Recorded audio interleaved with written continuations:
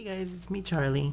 Today is March 28, 2012, and these are my silver button quails that I got from Carol on Facebook. And I'm not sure if Carol wants me to say her last name, but I'm sure her Facebook is open to the public, so maybe it's okay. But my voice is kind of going out. These little silver button quails, I ended up with 4, and let me take this dome off a little bit. They're always hiding under the dome. There they are. 2 of them were born a day and a half apart. You can see the difference in the size. The 2 bigger ones were born like on a Sunday, and the other 2 were born on a Tuesday. And they all look to be silver button quails, so I'm really happy. Even though one right there in the center of the screen, right there, the bigger one, that one, no, not that one. The one on the right top. Yeah, right in the center, right top. That one is the yellowest looking one. Then the second yellow one is the one on the top left. Now, yeah, he's up against the wall. So he's a little bit light. But there are actually 3 little dark ones and then that one little light one. So they still have gray on them, so I'm hoping that they are definitely going to be just silver button quails. I do have some baby chick food in here. It's actually chicken food that I've ground it up a little bit. And I have a cap here with a little bit of water that I have to fill every day. And just about every single day you have to take out this paper. They poop it up, as you can see, and you got to change it every single day. So I just wanted to do an update on little button quails that I hatched out. I do have some photos of them hatching. I have their eggs hatching them when they're wet on Facebook, so if you guys want to see them on Facebook when they were just born. At the time I had issues with my camcorder, and so I couldn't record a video of them. But if you guys have any questions, any comments you'd like to leave, if you'd like to rate the video, that'd be great. And don't forget to subscribe, because I have a lot of videos coming up. Let me see if I get a little zoom. There they are. Aren't they cute? They almost look cinnamony. Look at that. Oh, another tip I wanted to tell you guys. So I didn't know that these were going to hatch. There was an issue with my turner. For 6 days the eggs did not get turned, and that was because the turner came off the track and the eggs just didn't turn. And I didn't notice this because every time I checked the eggs I thought, ooh, they look good, I'm glad, let me just keep up the moisture. And I didn't realize that the eggs were actually facing me every single time I went to check them.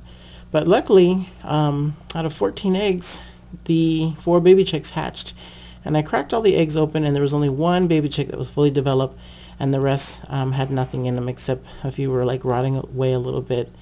One was rock hard because it was cooked, and the rest were just gooey yellow. So actually this was perfect, that all of them hatched. So I got a good hatch out of these little guys.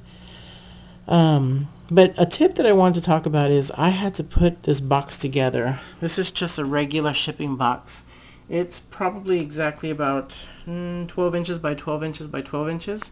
And I just took this box. I have paper towel on the bottom, food, water, and a utility dome. And I actually am using one of those long incandescent bulbs. But what I'm doing is I'm placing it very close to the bottom. There you go.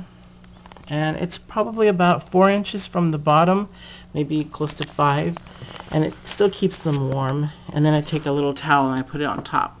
Now the problem with this, keeping baby button quails inside of a brooder that has no glass, I usually like to use, I don't know if you guys can see this, I don't have the light on.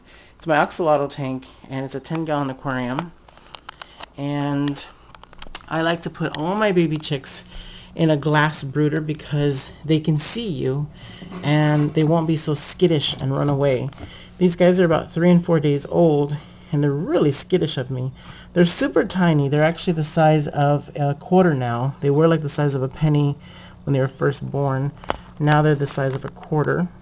And button quails are naturally skittish anyways, but if you can afford to get a 10-gallon aquarium just for your hatchlings, definitely do it, and put it somewhere where you guys can see them and they can see you all the time. So I spent a lot of time in my kitchen, and when I had my button quails on the counter, a lot of the videos that I did was in my kitchen, and so they were seeing me more often, and so those came out a little bit more calmer. Now the ones that were in the plastic tote, those are more skittish, and so they're hard to handle, and Sometimes they just freak out when you go to feed them.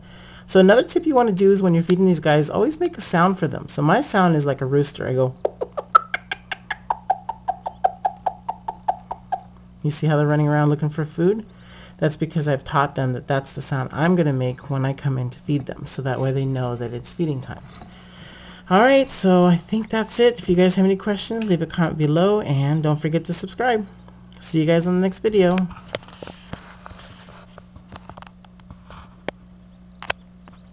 You guys are so cute. Thanks, Carol. I got more of her eggs on the way. Actually, I have more eggs in the incubator. I'll show you guys that next.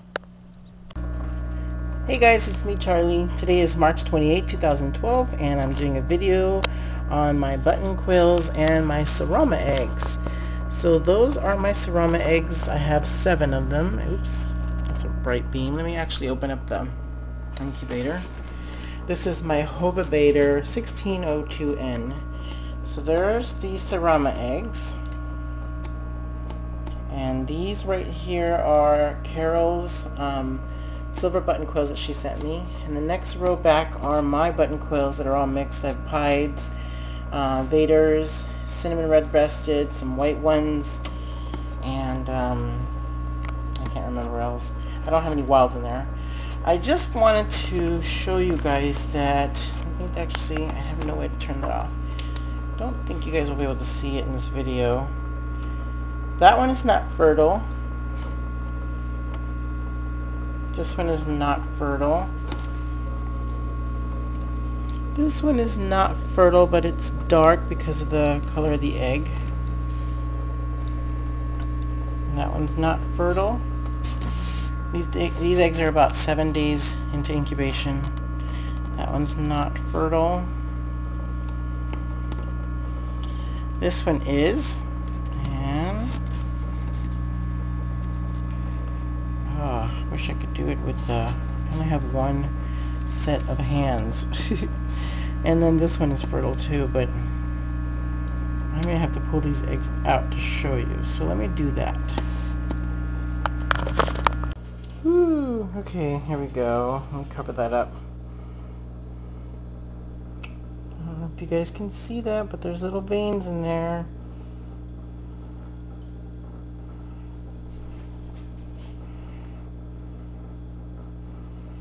This is one of the eggs that comes from a smooth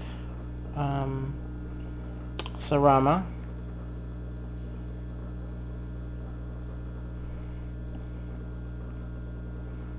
There's a vein. You want to be very careful when you turn these.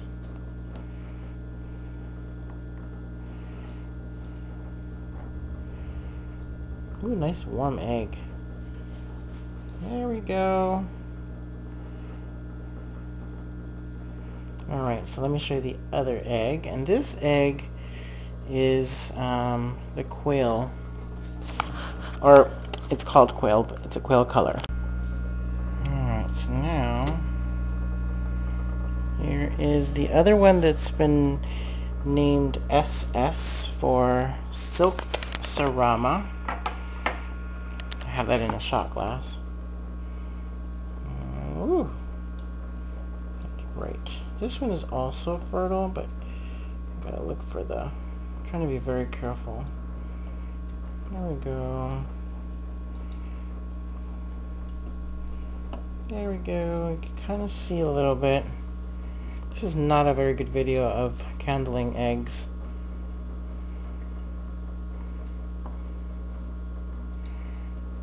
But this one is also fertile.